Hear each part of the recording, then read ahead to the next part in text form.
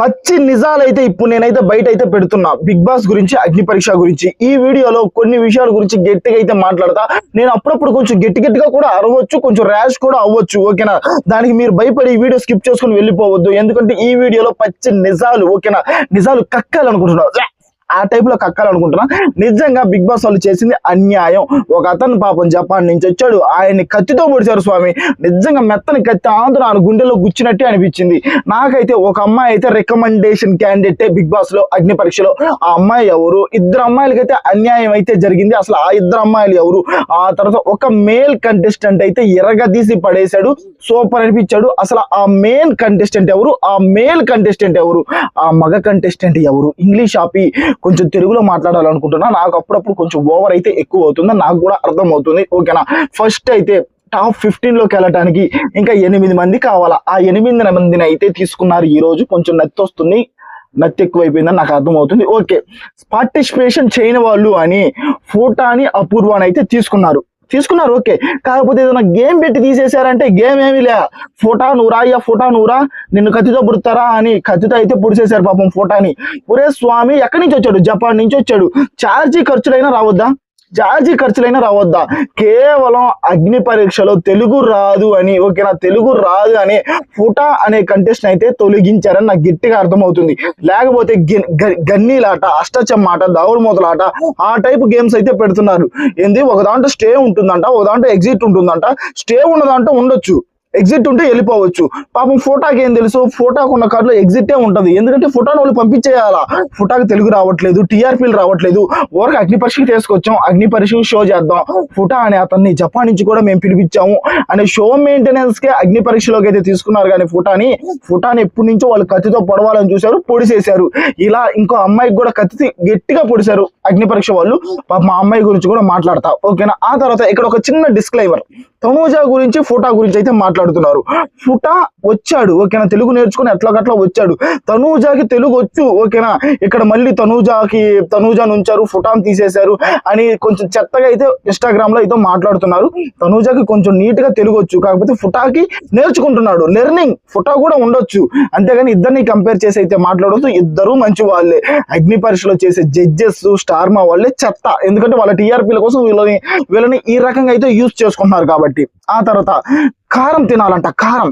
నిజంగా ఈ టాస్క్ లో అయితే నాకు అమన్ అనే వ్యక్తి, సుమ అనే వ్యక్తి, దీపక్ అనే వ్యక్తి, వీళ్ళ ముగ్గురు అయితే సూపర్ గా నచ్చారు. ఫస్ట్ ఆఫ్ ఆల్ అమన్ గురించి అయితే మాట్లాడాలి.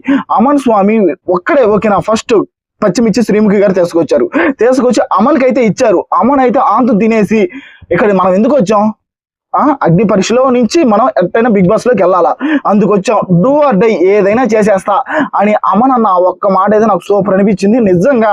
ఆ తర్వాత ఇంకో పచ్చిమిర్చి కూడా వేస్తుంటే ఇక్కడ దాకా వచ్చాను, ఖచ్చితంగా ఇది కూడా తింటాను. అది మళ్ళీ 3 లక్షలంత కారం వస్తుందంట. ఫస్ట్ అమన్ తినింది 50,000 కారమే, ఆ తర్వాత 3 లక్షల యూనిట్స్ కారం అంట. అది అయినా కానీ తింటా, నేను ట్రై చేస్తా అని ట్రై అయితే చేశాడు, తిన్నాడు కూడా, నాకు సూపర్ అనిపించింది.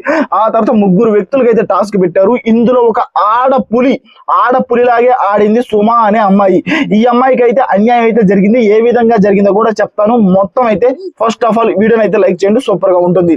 సుమ అనే అమ్మాయి పాపం పచ్చిమిర్చి తిని 25 బెలూన్లు ఊదింది బాయ్స్ తో పాటు, ఓకేనా. వాళ్ళకి పోటీగా అయితే అమ్మాయి అయితే బెలూన్స్ ఊదింది. కానీ గాయత్రి అనే రికమెండేషన్ క్యాండిడేట్ ని తీసుకుని సుమ అనే అమ్మాయిని, రుచిత అనే అమ్మాయిని అయితే తొక్కేశారు. అసలు గాయత్రిని ఎందుకు తీసుకున్నారు కూడా మాట్లాడుకుందాం, దానికి చాలా పెద్ద లెక్కలే ఉన్నాయి. ఆ లెక్కలన్నీ ఈ రోజు తేలుస్తా, ఓకేనా. అగ్ని పరీక్ష వాళ్ళు, స్టార్మా వాళ్ళు ఈ వీడియో చూస్తే గుండె పగిలి అయిపోతారులే మీరు, నాకు అర్థమైంది. ఎందుకంటే మనకు వచ్చిన అప్డేట్స్ అలాంటి అప్డేట్స్ మనకు వచ్చాయి. ఆ తర్వాత అమన్ 2 గుడ్డు స్వామి. ఫస్ట్ అయితే దీపక్ సేనాపతి, అతనైతే 25 బెలూన్లు ఊదాడు, పచ్చిమిర్చి కూడా తిన్నాడు. సుమ అనే అమ్మాయి కళ్ళలో లిటరలీ అమ్మాయి కళ్ళల్లోకి అయితే కారం పడింది, అయినా కానీ ఎక్కడ గివప్ అయితే ఇవ్వలేదు. ఆడపులిలా ఆడింది ఆ అమ్మాయికి వచ్చిన ఒక్క ఛాన్స్ కూడా ఉపయోగించుకొని ఆడపులిలా ఆడితే ఆ అమ్మాయిని పాపం పిల్లని చేసినట్టు అమ్మాయిని అయితే తొలగించేశారు టాప్ 15 లో నుంచి. నాకు 2 వరస్ట్ అయితే అనిపించింది, మాట్లాడుకుందాం దాని గురించి. ఆ తర్వాత అమన్ అనే వ్యక్తి కూడా బాగా తిన్నాడు, బాగా గేమ్ కూడా ఆడాడు, సూపర్ అనిపించింది. ఆ తర్వాత అమన్ నిజం చెప్పాలంటే వాళ్ళందరికంటే స్పీడ్ గా తింటున్నాడు.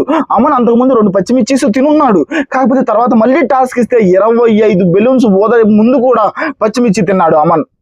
టేక్ ఏ బౌ. అసలు అమన్ రెస్పెక్ట్ అయితే నాకు పెరిగిపోయింది అమన్ విషయంలో. ఓకేనా. నాకు నచ్చిన వ్యక్తి ఎవరంటే అమన్.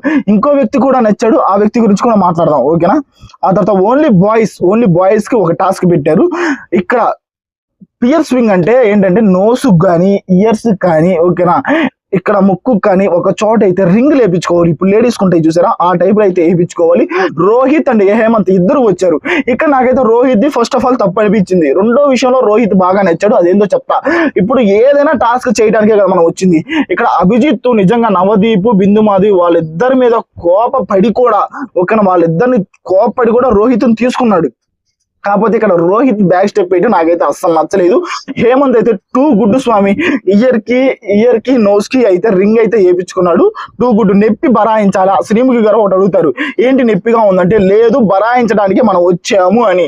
శ్రీముఖి గారు అయితే ఒక చోట అయితే అస్సలు నచ్చలేదు. శ్రీముఖి గారు తాట కూడా తీయాల్సిన సందర్భం అయితే వచ్చింది, దాని గురించి మాట్లాడుకుందాం. ఓకేనా. ఆ తర్వాత రోహిత్ ఇంకో టాస్క్ అయితే సూపర్ గా ఆడాడు, దాని గురించి మాట్లాడుకుందాం. ఆ తర్వాత లయ అంటే చిన్న పిల్ల ఉందో చూసారా, ఆ అమ్మాయికి కంటెండర్స్ కి ఫైట్.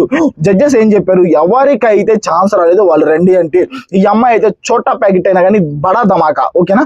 ఎలాగైనా తన గేమ్ ఆడాలని, నేను ఆడతా అంటుంది. అక్కడ ఉన్న వాళ్ళందరూ ఆర్గ్యూ చేసేసి, ఇప్పుడే నువ్వు వెళ్ళావు కదా, నీకు ఒక ఛాన్స్ వచ్చింది కదా, మిమ్మల్ని నువ్వు ప్రూవ్ చేసుకోలేకపోయావు, మాకు ఒక ఛాన్స్ ఇవ్వు అని ఝాన్సీ, గాయత్రి, అపూర్వ ఇలా చాలా మంది అయితే అమ్మాయితో అయితే ఫైట్ చేశారు. కాకపోతే పర్లా చోటా ప్యాకెట్ బాగానే వాదిచ్చింది. చివరిలో అయితే ఇంటికి పంపించేశారు. ఎవరెవరు ఇంటికి పోయారో కూడా చెప్తా. ఓకేనా. ఆ తర్వాత ఈ క్లిప్స్ గేమ్ లోనే, ఓకేనా, ఈ క్లిప్స్ గేమ్ లోనే నిజం చెప్తానా, గాయత్రి గివప్ ఇచ్చేసింది. ఓకేనా. జోష్న అండ్ రోహిత్ వీళ్ళిద్దరు నిజంగా లిటరల్లీ చివరి దాకా పోడాడారు. రోహిత్ అయితే మైండ్ గేమ్ ఆడాడు స్వామి, నిజంగా మైండ్ అంత షార్ప్ అని నేను అనుకోలేదు. అందరూ తిడుతుంటే రోహిత్ ని గేమ్ ఆడాలని గివప్ ఇచ్చేలేక నేను కూడా రోహిత్ అంత విషయం లేదేమోలే అనుకున్నా. కాకపోతే ఫస్ట్ అయితే ఆ క్లిప్స్ అన్ని లెగ్స్ కు పెట్టుకున్నాడు. ఇప్పుడు లెగ్స్ కు పెట్టుకుంటే ఏం జరిగిద్దంటే, లెగ్స్ కిందే ఉంటాయి కాబట్టి ఇంకా లెగ్స్ మూవ్ అవ్వవు కాబట్టి అటు ఇటు పావు. ఇప్పుడు వీళ్ళందరూ ఏం చేశారు, ఫస్ట్ గాయత్రి అనే అమ్మాయి హ్యాండ్ కి పెట్టుకుంది, హ్యాండ్ కి జుట్టుకి వాటికి పెట్టుకుంది. ఒక్క 2 నిమిషాల్లోనే గివప్ అయితే ఇచ్చేసి వెళ్ళిపోయింది గాయత్రి అనే అమ్మాయి. కాకపోతే ఆ అమ్మాయి టాప్ 15 లో ఉంది. సూపర్ గా గేమ్ ఆడి పచ్చిమిచ్చి కంట్లో పడిన సుమా లేదు. రుచిత కూడా పాపం రోహిత్ తో పాటు పోరాడింది. ఓకేనా. ఇక్కడ రోహిత్ అయితే ఒళ్ళంతా క్లిప్స్ అయితే పెట్టేసుకున్నాడు. 105 క్లిప్స్ అయితే పెట్టుకున్నాడు రోహిత్. ఇక్కడ రుచిత అనే అమ్మాయి కూడా 95 అయితే క్లిప్స్ అయితే పెట్టుకుంది. 75 క్లిప్స్ అయితే పెట్టుకుంది ఆ అమ్మాయి కూడా. ఆ అమ్మాయి కూడా టాప్ 15 లో లేదు. రోహిత్ ఉన్నాలే, రుచిత అనే అమ్మాయి లేదు, సుమా అనే అమ్మాయి లేదు. ఇక్కడ గాయత్రి అనే అమ్మాయి ఒక్కటే ఉంది. ఎందుకంటే రికమెండేషన్ క్యాండిడేట్, నేను చెప్తున్నా కదా, స్టార్ మా వాళ్ళు రికమెండేషన్ క్యాండిడేట్. ఎందుకు అంటున్నానంటే, ఆ మాట ఆడిషన్ లో ఏమన్నా తోపుగా పర్ఫార్మెన్స్ చేసిందా? లేదు. గేమ్ ఏమన్నా ఆడిందా అంటే లేదు. గివప్ ఇచ్చింది. తను చేసిందల్లా గివప్ ఇస్తే అగ్ని పరీక్ష టాప్ 15 లో మనం కూడా ఉంటాం అని అనుకున్నట్టే అమ్మాయి అయితే గేమ్ ఆడింది. అందుకు అమ్మాయిని తీసుకున్నారు. సుమా అనే అమ్మాయికి కళ్ళల్లో పాపం పిచ్చి పడినా కానీ, కళ్ళలో నుంచి నీరు వస్తున్నా కానీ గేమ్ ఆడింది. రుచిత అనే అమ్మాయి అయితే క్లిప్స్ అయితే గుచ్చుకుంటుంది పాపం, ఆడబడితే ఆడ. ఆ అమ్మాయికి ఛాన్స్ రాలేదు. గాయత్రి అనే అమ్మాయికి వచ్చింది. ఎందుకంటే రికమెండేషన్ క్యాండిడేట్, ఇంకేం మాట్లాడలేం మనం. బిగ్ బాస్ వాళ్ళు అగ్ని పరీక్ష వాళ్ళు అయితే దొరికిపోయారు స్వామి. ఆడియన్స్ కి లిటరల్లీ ఆడియన్స్ కళ్ళలో అయితే బాగా పడ్డారు వీళ్ళు, ఎందుకంటే దొరికిపోయారు. అంతకు మించి ఆడేమీ లేదు. ఆ తర్వాత అపూర్వ అండ్ రుచిత ఐస్ క్యూబ్ లో అయితే ఉండాలా. ఓకేనా. 3 minutes ఉండాలా. ఇక్కడైతే అపూర్వ ఉంది, రుచిత అయితే లేదు. రుచిత విషయంలో ఒక సందర్భంలో శ్రీముఖి కోపడింది. నాకు నచ్చలేదు శ్రీముఖి. నిజంగా అమ్మాయి వచ్చింది అంటే లెగ్స్ కి కట్టేస్తున్నారు కదా, లెగ్స్ కి గాయత్రి అనే అమ్మాయి హ్యాండ్ అయితే కడుతుంది. నేను ఎలా మూవ్ అవ్వాలి అని నార్మల్ గా అడిగింది అంతే. దానికి శ్రీముఖి చేసిన ఓవర్ యాక్షన్, మూవ్ అవ్వాలి కాబట్టి అవ్వకుండా ఉండాలి కాబట్టి కడుతున్నాం అవి, నువ్వు ఆడడం ఇష్టం లేకపోతే నువ్వు వెళ్ళిపో అని గట్టిగా అయితే అరిసింది. నాకైతే అస్సలు నచ్చలేదు. మా అమ్మాయి అయితే వెళ్ళి కూర్చుంది. ఎందుకంటే వీళ్ళు జడ్జిలో ఆ పొజిషన్ లో ఉన్నారు, యాంకర్ రివర్స్ లో వాళ్ళు ఏమన్నా అన్నాం అనుకో ఖచ్చితంగా తీసి పడేస్తారు. ఇది మాత్రం నిజం, అదే జరుగుతుంది అగ్ని పరీక్షలో. ఆ తర్వాత ఐస్ క్యూబ్స్ టాస్క్ లో అయితే అపూర్వ రుచిత ఇద్దరు ఆడారు. రుచిత ఏమో 3 minutes 18 seconds అయితే ఉంది. అపూర్వ ఏమో 3 minutes 14 seconds అయితే ఉంది.